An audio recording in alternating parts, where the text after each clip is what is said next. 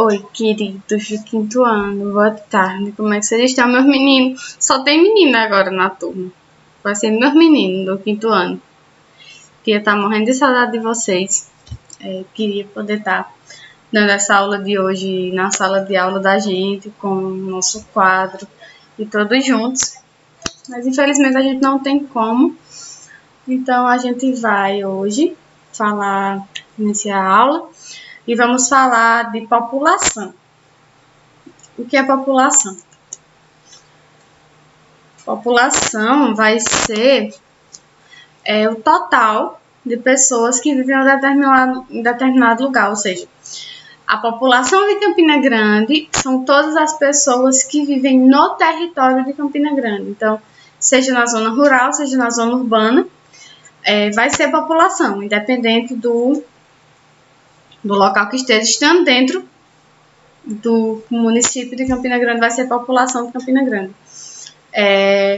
Vamos ter a população do Brasil e vamos ter a população mundial. Então, a gente vai falar principalmente da população do Brasil, tá?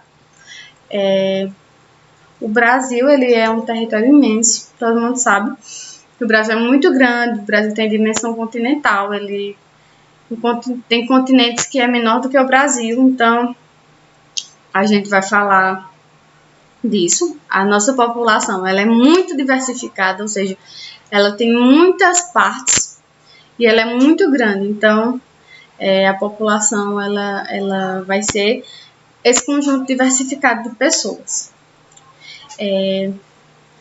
Como é que a gente sabe a quantidade de pessoas e a quantidade de todas as informações sobre a população?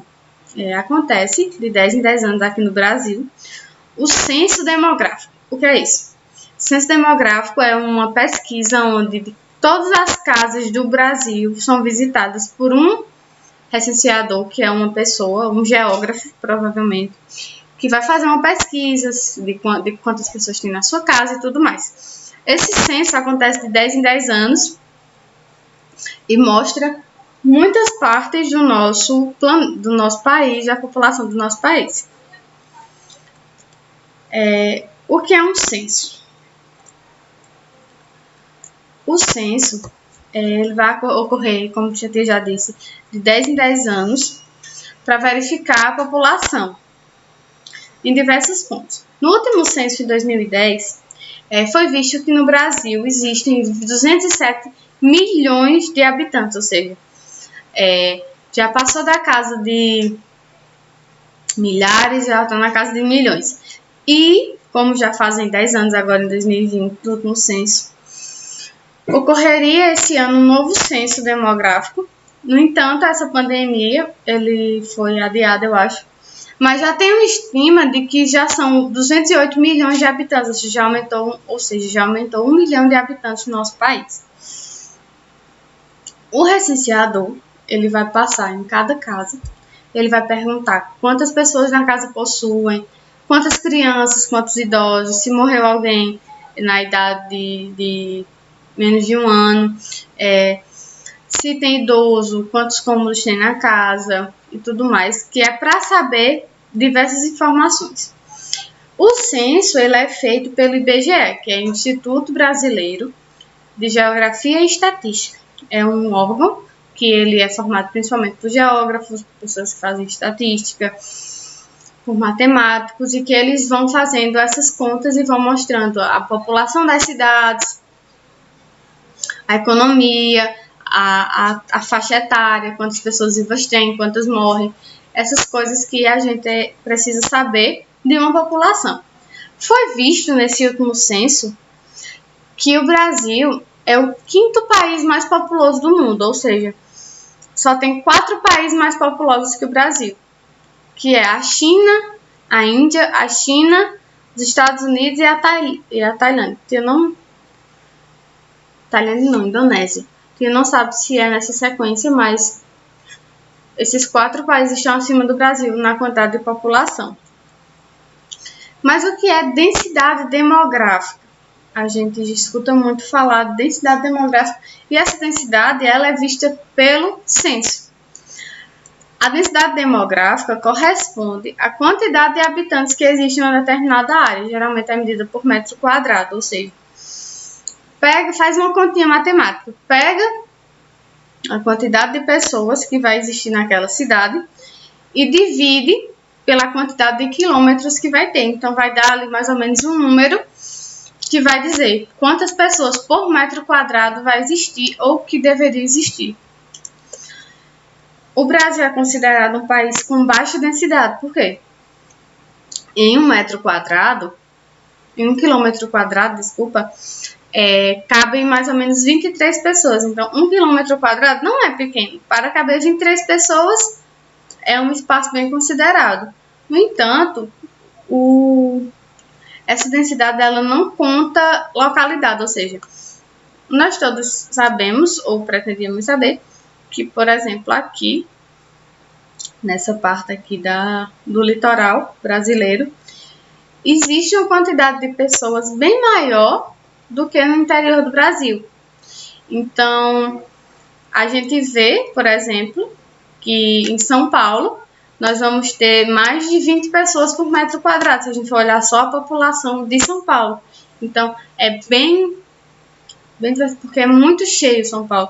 No entanto, se você for no Amazonas, são 2 pessoas por quilômetro quadrado, ou seja, a densidade dos lugares são diferentes, mesmo que digam que a densidade do Brasil é pequena e é baixa. Se for olhar o tamanho do Brasil e a quantidade de pessoas que vão caber por quilômetro quadrado. Mas, quando a gente olha os lugares, ou seja, se a gente pegar Campina Grande e fazer a densidade demográfica de Campina, vai dar 1. Mas se pegar a densidade demográfica aqui da cidade de Tia Duda, vai ser outra. E provavelmente aqui vai ser maior, uma densidade bem baixinha em comparação à de Campina. Mas se pegar a densidade da Paraíba, vai ver que também não é tão alta, porque existem poucas pessoas para a quantidade de território. Então, a densidade ela vai ser meio que muito horizontal, ela não vai dar uma explanação tão interessante, mas que se você for olhar os lugares específicos, ela vai mostrar com mais eficiência. O que o censo ajuda, o censo que Tia falou, né, fora a densidade demográfica, que é vista pelo censo, o que o censo ajuda a observar da população? A taxa de natalidade. O que é a taxa de natalidade? Quantas crianças estão nascendo? Se estão nascendo muitas ou poucas crianças. O Brasil mostrou no censo de 2010 que a taxa de natalidade do Brasil diminuiu. Por quê? As mulheres estão tendo mais acesso a informação e a tipos de contraceptivos que evitam os filhos, geralmente os filhos são mais planejados. As mulheres estão trabalhando, estão tendo novas oportunidades de trabalho, então não tem como mais ter aquelas famílias com 7, 8 filhos. Se vocês forem ver, vocês do 5º ano, a grande maioria é filho único. Os que não são filho único têm no máximo 2 irmãos. E antigamente as famílias eram compostas por o pai, a mãe e 10 filhos, 12 filhos. A família de Tia Duda tem, a minha avó por parte de pai tem o quê? Teve 16 filhos, perdeu 2. Ou seja, mas ainda ficou com 14 filhos. Então, nessa época, a taxa de nascimento, de natalidade era muito alta. Mas agora deu uma diminuída. O aumento da expectativa de vida. O que é a expectativa de vida? É até onde a gente vai conseguir viver. E no Brasil, essa expectativa de vida tem aumentado, tem ficado mais longa. Ou seja, você vai conseguir provavelmente viver até mais tempo do que conseguiria há 20 anos atrás, por exemplo. Isso se dá por quê? As condições de saúde estão um pouco melhor, as condições de trabalho, o suporte, tudo melhorou.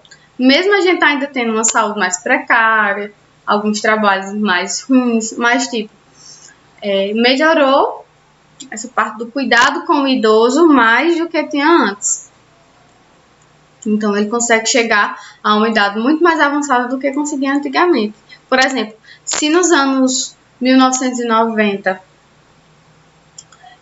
o idoso, a faixa de expectativa de vida do idoso era 65, provavelmente agora vai estar em 80, 85, entendeu? A expectativa de vida é isso. E no Brasil a gente vê um aumento dessa expectativa de vida. No entanto, ainda existe um alto índice de mortalidade infantil. Ou seja, ainda tem muita criança, bebezinho que morre antes do primeiro ano de idade, que é onde a gente vê esse índice de mortalidade infantil.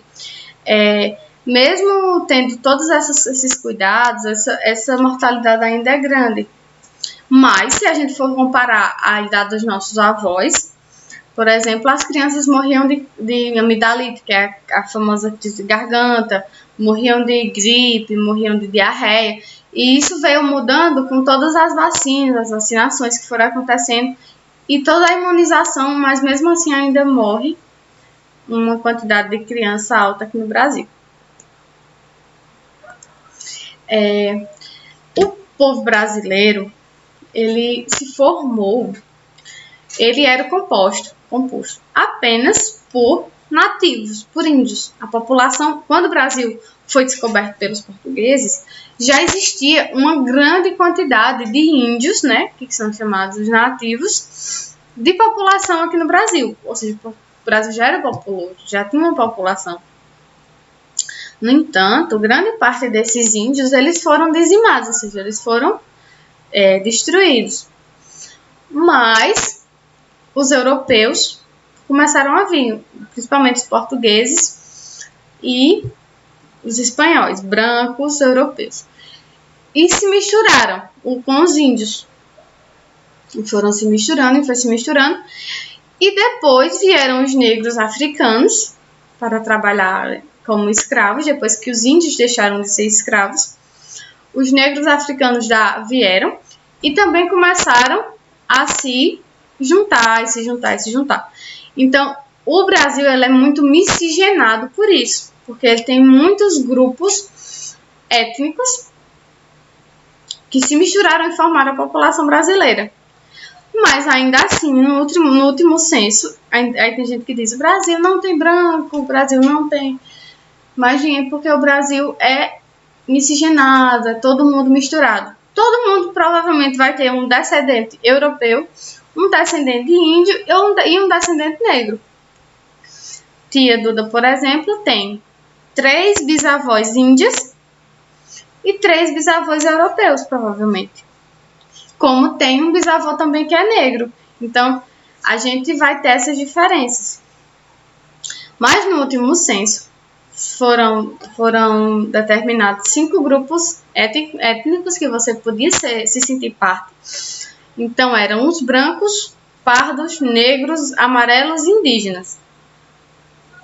Os brancos correspondem a 91 milhões de pessoas no Brasil, então é a maior população.